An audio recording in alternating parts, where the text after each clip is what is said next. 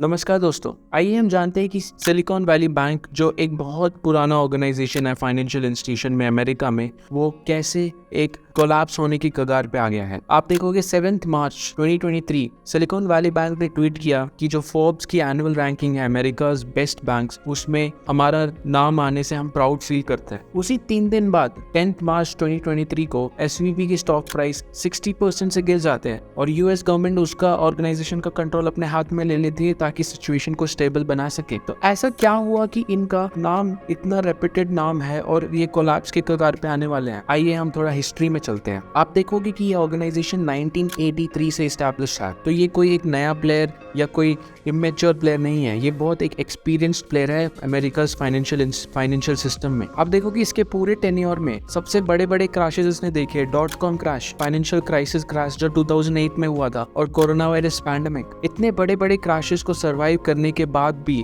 और इतने अच्छे से सर्वाइव करने के बाद भी ये कोलैप्स होने की एज पे कैसे हैं, आइए जानते हैं। अगर आप थोड़ा सा पीछे जाओगे तो पैंडेमिक सिनारियो में ऐसा क्या हुआ था। पैंडेमिक में अगर आप देखोगे तो सारे इंसान, पूरा ह्यूमन स्पीशी डरा हुआ था और स्पेंडिंग रुक गई थी, मैन्युफैक्चरिंग रुक गई थी, प्रोडक्शन रुक गई थी, जिसकी वजह से इकोनॉमी भी रुक गई थी। और उसको बढ़ावा देने के लिए यूएस सेंट्रल बैंक्स ने पैंडेमिक का जब थोड़ा स्टेबल हुआ उसके बाद इंटरेस्ट रेट्स उन्होंने बहुत कम किए। उन्होंने इंटरेस्ट रेट्स इसलिए कम किए ताकि लोग लोन ले, ताकि लोगों को इजी एक्सेस हो मनी से, ताकि वो स्पेंड करे और इकोनॉमी रीइग्नाइट हो, ताकि इकोनॉमी और फास्ट तरीके से अपने पाथ पे आ जाए जैसे वो पैंडेमिक के पहले थी। तो इस करने के बाद वो इस मुकाम में तो सक्सेसफुल रहे। स्टार्टअप्स हो गए, ऑर्गेनाइजेशंस हो गए या इंडिविजुअल्स हो गए, उन्होंने लोन लिया, उन्होंने स्पेंड करना शुरू किया, तो चीजें ट्रैक पे आ ही रही थी। बट स्टार्टअप्स और ऑर्गेनाइजेशंस ने बहुत बेनिफिट भी उठाया इस स्टेप का। बट अगर आप देखोगे तो इसकी वजह से बहुत टाइम बाद ही इन्फ्लेशन किक इन होने लगा, जिसकी वजह से इन्फ्लेशन रेट बढ़ा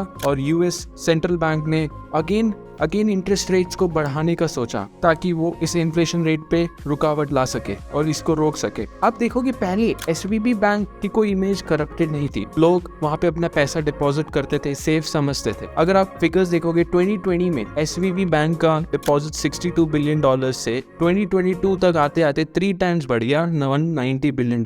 और ये देखोगे इतना मनी कैसे आया उनके पास। आप देखोगे जब ये इंटरेस्ट रेट कम हुआ तो ऑफकोर्स स्टार्टअप्स एंड ऑर्गेनाइजेशंस ने लोन लिया होगा, जो उनकी जरूरतें हैं उनके हिसाब से उन्होंने स्पेंड किया होगा। बट जो कैश उनका बच गया होगा और इन हैंड कैश होगा, वो सोचा होगा कि हम पार्क करते हैं किसी बैंक में। तो बहुत सारे स्टार्टअप्स और ऑर्गेनाइजेशन ने ये पैसा अपने एसवीबी बैंक में पार्क करने का और एसवीबी बैंक में डिपॉजिट करने का प्लान किया होगा। और उन्होंने जब ये डिपॉजिट प्लान किया था तब एसवीबी के पास, जो सिलिकॉन वैली बैंक है, उनके पास बहुत सारा इन कैश हैंड में आ गया था कुछ ही टाइम में। 2 साल के अंदर उनका डिपॉजिट 3 गुना बढ़ गया था ना। जब बैंक के पास पैसा बहुत सारा या डिपॉजिट्स होता है, उनके पास 2 ऑप्शन होते हैं, या तो वो किसी को लोन दे दे, अपना पैसा दे दे, या तो वो इन्वेस्ट कर दे। तो यहाँ पे इस सिचुएशन में एसवीबी ने डिसाइड किया कि हम इन्वेस्ट करते। तो उन्होंने इन्वेस्ट किया, उन्होंने लॉन्ग टर्म बॉन्ड्स में इन्वेस्ट किया, जैसे कि रियल स्टेट सिक्योरिटी। तो उन्होंने जब लॉन्ग टर्म बॉन्ड्स में इन्वेस्ट किया तो एक चीज, यहाँ से सारी सिचुएशंस वर्स होना स्टार्ट हुई, यहाँ से सारी सिचुएशंस खराब होने स्टार्ट हुई। आप देखोगे जो पैसा स्टार्टअप्स या ऑर्गेनाइजेशंस ने डिपॉजिट किया वो कंपनी के लिए क्या है, वो एक लायबिलिटी है, वो भी शॉर्ट टर्म। बिकॉज जब भी वो पैसा चाहेंगे, वो उनकी डिमांड होगी, वो आपसे मांगेंगे, तो आपका ऑब्लिगेशन बनता है कि आपको उनको पैसा देना है। तो एक शॉर्ट टर्म लायबिलिटी है, वो अपने नीड्स के हिसाब से कभी भी पैसा मांग सकते हैं। बट अगर आप देखोगे जहां पे आपने इन्वेस्ट किया वो एक लॉन्ग टर्म बॉन्ड है और वो एक लॉन्ग टर्म एसेट है, तो लॉन्ग टर्म एसेट इतना इजिली सेलेबल नहीं होता जितना शॉर्ट टर्म एसेट है। तो जिसकी वजह से ये एक मिसमैच हो गया कि आपका लायबिलिटीज तो शॉर्ट टर्म है बट आपकी इन्वेस्टमेंट लॉन्ग टर्म है, जिसकी वजह से और सिचुएशंस वर्स होने लगी। और अगर आप देखोगे कि ये, अगर आप बहुत सारे न्यूज आर्टिकल्स और बहुत सारे इस पे छप रहे हैं, उसमें ये वर्ड बहुत यूज हो रहा है, this is a classic case of asset liability mismatch. वही मैंने आपको एक्सप्लेन किया है क्यों ये एसेट और लायबिलिटी मिसमैच की वजह से ही सिचुएशन सारी शुरू हुई है। अगर आप इसके बाद देखोगे जब सिचुएशंस थोड़ी बढ़ने लगी, मार्केट में इन्फ्लेशन किक इन होने लगा, तो यूएस फेडरल रिजर्व ने क्या किया, यूएस फेडरल रिजर्व ने सबसे पहला स्टेप यही लिया कि उन्होंने इंटरेस्ट रेट बढ़ा दिए ताकि लोगों की स्पेंडिंग रोक सके, क्योंकि इन्फ्लेशन रेट बहुत ज्यादा बढ़ रहा था और पुअर पीपल को बहुत इफेक्ट हो रहा था। और भी बहुत सारी